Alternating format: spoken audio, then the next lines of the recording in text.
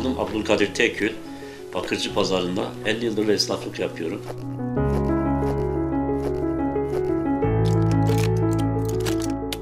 Bıçak bileme ve polisaj yapıyorum. Baba mesleği. Hep sabah gelirim dükkanıma. Akşama kadar çalışırım.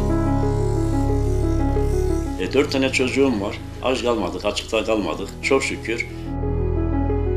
Bakırcı Pazarı'nda işte böyle bir nostalji çarşımız vardı.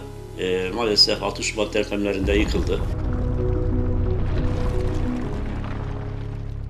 6 Şubat'ta 4.17'de depreme yakalandık. O gün de tesadüfen çocukların planlama yapmışlardı. Akşama doğum günü kutlayacaktık. Fakat deprem olunca kendimizi zaten sokaklara attık. Daha da kutlamadım doğum gününü. Asla da kutlamayacağım. Ama şimdi yepyeni sıfır çarşı yapıyorlar.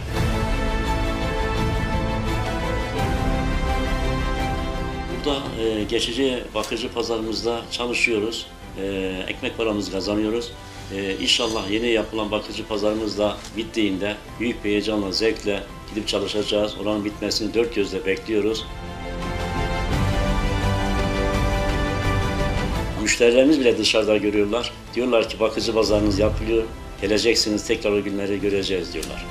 Murat Kurum'un varlığı bize çok gerçekten güç veriyor. Çünkü biz gördük, hızlandırdı.